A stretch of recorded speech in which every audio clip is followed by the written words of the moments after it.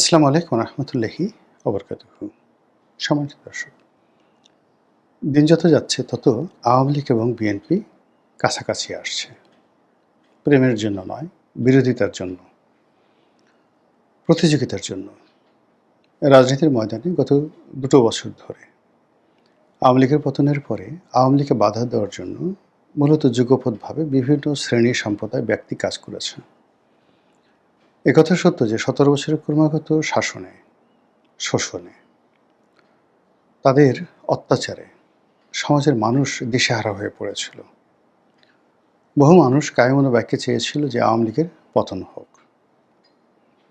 কিন্তু বাস্তবতা হলো যে আওয়ামী লীগের পতনের পরে যে পরিবেশ পরিস্থিতির সৃষ্টি হয়েছে এবং এখন পর্যন্ত যেটা চলছে, সেক্ষেত্রে এদেশে একজন অন্ধ, একজন বোবা, একজন বেকুব কেউ বলতে পারবে না যে আওয়ামী লীগ জমানাতে যে মন্দ কাজগুলো হয়েছে তার চেয়ে এখন মন্দ কাজ কম হচ্ছে।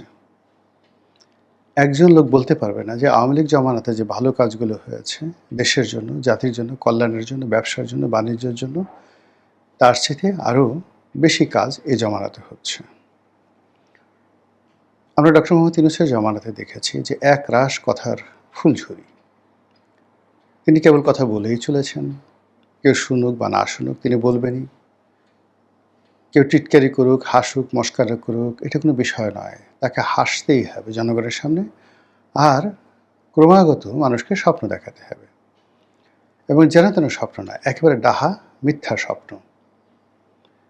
এবং ক্রমাগত 18 বর্ষ ধরে তিনি সেই মিথ্যার ভারে ডুবতে ডুবতে এমন একটা জায়গাতে তিনি ডুবে গেলেন যে এখন এই বাংলাদেশে ইউনূস নামে যে কোনো প্রাণী আছেন, জীবিত আছেন, বেঁচে আছেন, ভালো আছেন, কোথায় আছেন, কেমন আছেন, এটা নিয়ে কোনো মানুষের আগ্রহ নেই। মানুষ তাকে খুঁজে গালি দেওয়ার জন্য, মানুষ তাকে খুঁজে বদনাম করার জন্য। এমন অনেক ঘটনা ঘটে, তিনি হয়তো সেই কাজগুলো করেননি, কিন্তু তারপরে লোকজন তাকে বকাঝকা করছে।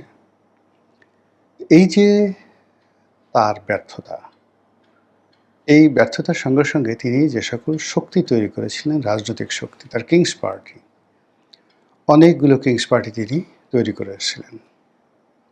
তার মধ্যে শুধু এনসিপিকে আমরা এখন একটা বাস্তব অবস্থায় দেখতে পেরেছি, কিন্তু এনসিপির বাইরে আরও প্রায় ৩০-৩৫টি বা ৪০টির মতো কিংস পার্টি তৈরি হয়েছিল। তো সেই কিংস পার্টির মাধ্যমে একটি নির্বাচন বা একটি সাজানো নির্বাচন, সেই নির্বাচনের মাধ্যমে একটি সংসদ, সেই সংসদের মাধ্যমে একজন প্রধানমন্ত্রী অথবা রাষ্ট্রপতি, হোয়াট এভার মেবি, তার যে মাস্টার প্ল্যান ছিল ডক্টর মোহাম্মদ ইউনূসের, এটি মুখ থুবড়ে পড়েছে। তো ইউনূস জমানাতে যেটি হলো, প্রথমত আওয়ামী লীগের যারা লোকজন তারা মোরালি দুর্বল হয়ে পড়েছিল, যেটি এই গত 2 বছরের মাথায় বুমেরাং হয়েছে। তারা সেটাকে সেই দুর্বলতাটাকে তারা শক্তি হিসেবে, পুঁজি হিসেবে তারা সেটাকে এখন বিনিয়োগ করতে যাচ্ছে রাজনীতির ময়দানে। খুবই জটিল একটা বিষয়। এটা কী করে সম্ভব? প্রথমত হলো যে আওয়ামী লীগ জমানাতে তারা বারবার মনে করতো যে বোধহয় তারা মন্দ কাজ করেছে। 2014 সনের কাজটি ঠিক হয়নি, 19-এ আরও ঠিক হয়নি, 18-তে, 24-এ তো একেবারেই ঠিক হয়নি। আর এই কারণেই আসলে আল্লাহর অভিশাপ নাজিল হয়েছে এবং সেই সমন্বয়কদের হাতে, কোটা বিরোধীদের হাতে আওয়ামী লীগ সরকারের পতন হয়েছে। এরকম নীতি কথা আওয়ামী লীগের অনেকে বলতো। কিন্তু এখন আওয়ামী লীগের সব লোক তারা যেটা বলছে সেটা হলো যে না, এই দেশ চালানোর জন্য আসলে শেখ হাসিনাকেই দরকার। শেখ হাসিনা যা করেছেন সঠিক করেছেন। বিএনপির অনেক লোক তারা এখন উচ্চ গলায় বলছে যে আমরা ডক্টর মোহাম্মদ ইউনূসকে চিনতে পারিনি। তাকে যদি বাংলাদেশে কেউ চিনে থাকে সেটি হলো শেখ হাসিনা চিনেছিলেন। এই সকল কথার ফলে কী হলো, আওয়ামী লীগ এবং শেখ হাসিনার সম্পর্কে আলটিমেটলি দেশের রাজনীতিতে একটা স্পেস তৈরি হয়ে যায়। অন্যদিকে ডক্টর মোহাম্মদ ইউনূসের ক্যাবিনেটে যারা ছিলেন, এর দুটো অংশ। একটা হলো ছাত্রদের মধ্যে যে অংশটি ক্যাবিনেটে ছিলেন অথবা ক্যাবিনেটে না থেকেও তারা মন্ত্রীর পদমর্যাদায় প্রভাব বিস্তার করেছে, যেমন হাসনাত, সার্জিস, তাদের ক্ষমতা কোনো অংশে কোনো মন্ত্রীর চেয়ে কম ছিল না। অন্যদিকে ক্যাবিনেটে যারা ছিলেন, সেই ক্যাবিনেটে ছিলেন যেমন মাহফুজ ছিলেন, আসিফ মাহমুদ সজীব ভূঁইয়া ছিলেন, নাহিদ ছিলেন। তো নাহিদ এখনো পর্যন্ত কোনো কিছু বলেনি এভাবে, কিন্তু আসিফ মাহমুদ সজীব ভূঁইয়া এবং মাহফুজ সরাসরি যেটি বলেছেন সেটি হলো তারা ইনুস সাহেবকে বুঝতে পারেননি, তারা কিচেন ক্যাবিনেটে ছিলেন না, তাদের সঙ্গে প্রতারণা করা হয়েছে এবং তাদেরকে সামনে দেখিয়ে দ্য ওল্ড হ্যাগার্ড, বুড়ো বা বুড়ি ডাইনি যারা ছিলে তারা তাদেরকে ব্যবহার করে নিজেদের স্বার্থ হাসিল করেছে। তো এই সকল কথার পাশাপাশি আবার বিএনপির যারা লোকজন আছে তারাও ডক্টর মোহাম্মদ ইউনূসের ব্যাপারে কেউ খুশি নন। এই ভদ্রলোক নানা রকম আমলাতান্ত্রিক জটিলতা তৈরি করে গেছে, সরকারের জন্য অনেকগুলো বোঝা তৈরি করে গেছে এবং আমাদের এই সমাজের যে বন্ধন ছিল, রাজনৈতিক বন্ধন, সামাজিক বন্ধন, সেই রাজনৈতিক সামাজিক বন্ধন ছিন্ন এবং বিচ্ছিন্ন করে দিয়েছে। এবং সেটা কেমন ছিল জাস্ট একটা উদাহরণ দিই। সম্প্রতি যেটি প্রকাশ্যে চলে এসছে, একজন সাংবাদিক, নামই বলে ফেলি, সেটা হলো বিবিসিতে চাকরি করতো আকবর, তিনি আর পরবর্তীতে এই আকবর আবার ইউনূসের জমানাতে প্রেস মিনিস্টার রূপে তিনি চাকরি করেছেন লন্ডন দূতাবাসে। তা আকবরের একটি বক্তব্য যে তিনি রিপোর্ট করার জন্য একটি জেলাতে গেলেন এবং সেখানে গিয়ে তিনি জানতে পারলেন যে ওখানে আওয়ামী লীগ জমানাতে আওয়ামী লীগের যে এমপি সংসদ সদস্য, তিনি প্রতি মাসে বিএনপির ওখানে যিনি সাবেক এমপি তাকে 5 লাখ টাকা করে দেন, ডোনেশন দেন, যেন তিনি রাজনীতি করতে পারেন। এই ঘটনা সত্য, সে নাম বলেনি কিন্তু সে জানে এবং সে বললে প্রয়োজনে আমি নাম বলবো, কিন্তু আমিও জানি এই ঘটনা সত্য। এরকম অসংখ্য ঘটনা, এই ঘটনা ঢাকা জেলায় ঘটেছে, এই ঘটনা নোয়াখালীতে ঘটেছে, এই ঘটনা যে কুমিল্লাতে ঘটেনি তাও কিন্তু বলা যাবে না। তো কাজেই এই যে রাজনীতির একটা সহমর্মিতা ছিল, অনেক কিছু আওয়ামী লীগের নেতারা নিয়ন্ত্রণ করতে পারতেন না, কিন্তু তারা বিএনপির সঙ্গে আসলে সম্পর্কটা নষ্ট করতেন না।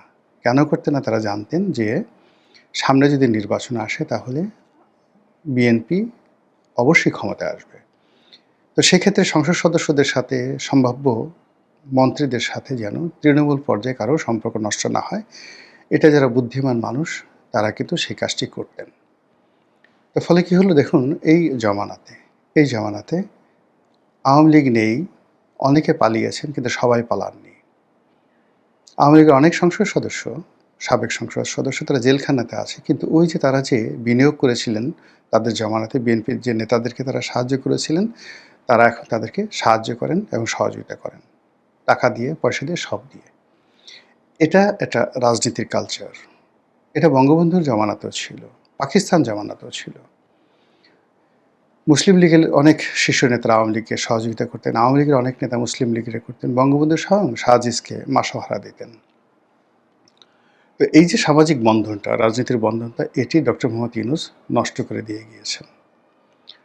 নষ্ট করে দিয়ে তিনি পুরো রাজনীতির যে অঙ্গন, এটিকে অনেকটা খিচুড়ি বানিয়ে ফেলেছেন। আর এই খিচুড়ির কবলে পড়ে এখন বিএনপি রীতিমতো নাস্তানাবুদ হচ্ছে। তো যেটা বলছিলাম, রাজনীতি একটা গেম, একটা খেলা।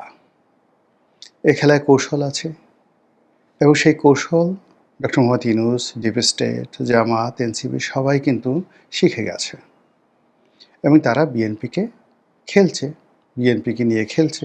খেলে তারা যে কাজটি করছে সেটি হলো সরাসরি বিএনপি এবং আওয়ামী লীগ এই দুটো শক্তিকে মুখোমুখি করে দিয়েছে।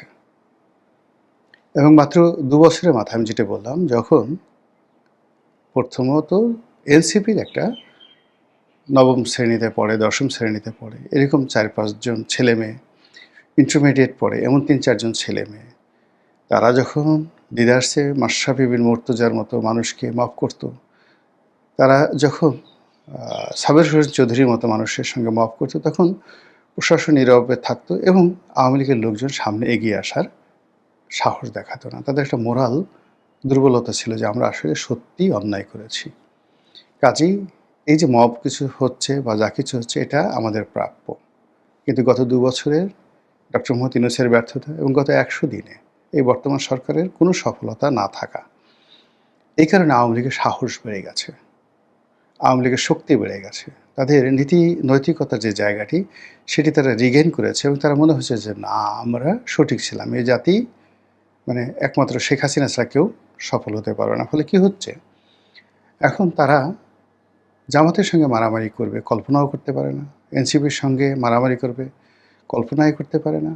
এনসিপি বা জামাত তারা আসলে এই পরিস্থিতিতে আওয়ামী লীগের সঙ্গে মারামারি করবে এটা তারাও কল্পনা করে না। তারা বরং অনেকেই দায় এড়ানোর জন্য আমরা তো এই কাজ করিনি, এটা সবই বিএনপি করেছে, তারেক রহমান সাহেব লন্ডন থেকে টাকা দিয়েছে, তো সালাউদ্দিন সাহেব ভারত থেকে টাকা দিয়েছে, তাদের টাকায় জুলাই বিপ্লব হয়েছে, তাদের টাকা দিয়ে ওই জুলাইতে যা কিছু হয়েছে দে হ্যাভ ইনভেস্টেড, এটা নুরু বলেছে, তারপর তারেক বলেছে, স্বয়ং তারেক রহমান সাহেবের যারা ঘনিষ্ঠজন তারাও বলেছেন যে তিনি হলেন এই আন্দোলনের মাস্টার মাইন্ড। ফলে সত্যিকার অর্থে যারা মাস্টার মাইন্ড তারা এখন আর নিজেদেরকে মাস্টার মাইন্ড বলছেন না, তারা ঠেলে ঠেলে বিএনপিকে বলছেন যে এরা হলো মাস্টার মাইন্ড। কারেন্ট হলে সামনে যে রাজনীতির সমীকরণ আসছে সেই সমীকরণে যেন বিএনপি এবং আওয়ামী লীগ সরাসরি মাঠে আসে। আর সরাসরি মাঠে আসলে আপনি বুঝতে পারেন যে বিএনপি মূলত গত এই ৩-৪ মাস ধরে শক্তি অর্জন করার চেষ্টা করছে।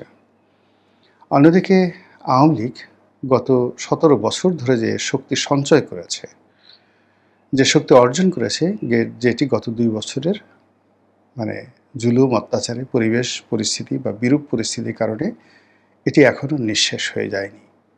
ফলে আওয়ামী লীগের যা কিছু আছে এটুকুকে যদি আপনি একটা মেশিনে তৈরি করেন বা একটা শক্তিতে রূপান্তর করেন, আর বিএনপি যতটুকু অর্জন করেছে গত ৪ মাসে সেটিকে যদি একটি শক্তিতে রূপান্তরিত করেন এবং দুটো শক্তি বা ফোর্সকে যদি মুখোমুখি দাঁড় করিয়ে দেন, আপনি খুব সহজেই বুঝতে পারবেন কারা বিজয়ী হবে, কারা লাভবান হবে, কারা ক্ষতিগ্রস্ত হবে। এবং এই কাজটি করার জন্যই Jamaat, NCP, doctor Mohammad Yunus, deep state, এমনকি ভারত সবাই মিলে পুরো মাঠটিকে আওয়ামী লীগের জন্য একটা সুবিধাজনক অবস্থান তৈরি করে ফেলেছে, আর বিএনপির জন্য এমন একটা অবস্থা তৈরি করে ফেলেছে বিএনপি এখন নিশ্চিম নীরব একা।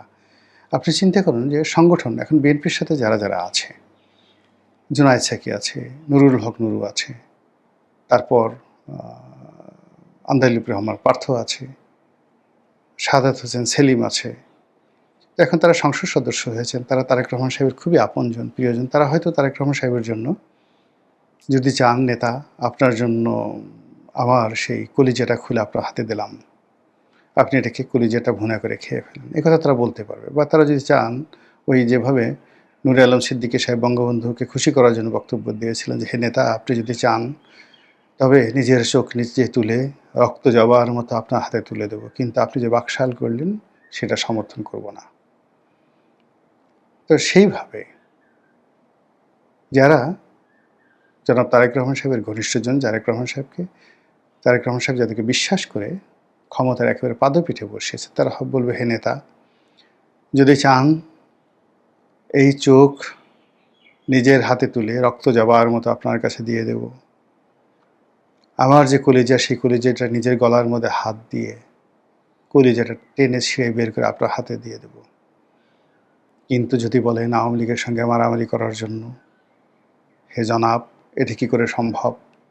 আমি একা মানুষ, আমি তো সমূলে মরে যাব, আমার কলিজা ছিঁড়ে নিয়ে গেলে হয়তো আমি বাঁচতে পারি, চোখ না থাকলেও বাঁচতে পারি, কিন্তু আওয়ামী লীগের পাল্লায় যদি পড়ি তো জীবন নিয়ে টানাটানি, আমার তো সংগঠন নেই, আমার তো লোক নেই, জন্যই আমি যা আছি আমি একা। এই একা দিয়ে আমি আপনার জন্য সুপা চালাতে পারি, চাপা চালাতে পারি, আপনার জন্য সব কিছু করতে পারি, কিন্তু আমি তো আমার লোকবল দিয়ে আওয়ামী লীগের সঙ্গে পারবো না জনাব। এরকম একটা ডায়ালগ তৈরি হতে পারে। আর এই দৃশ্য দেখে জামাত, এনসিপির যারা লোকজন আছে তারা হাসতে পারে, মুখ হা হা করে হাসতে পারে। তো কাজেই রাজনীতি যত সহজ যাচ্ছে, যত সহজ মনে হচ্ছে, আগামী দিনগুলোতে এগুলো এত সহজে যাবে না। মহান আল্লাহ আমাদের সবাইকে হেদায়েত দান করুন এবং হেফাজত করুন। আসসালামু আলাইকুম ওয়া রাহমাতুল্লাহি ওয়া বারাকাতুহু।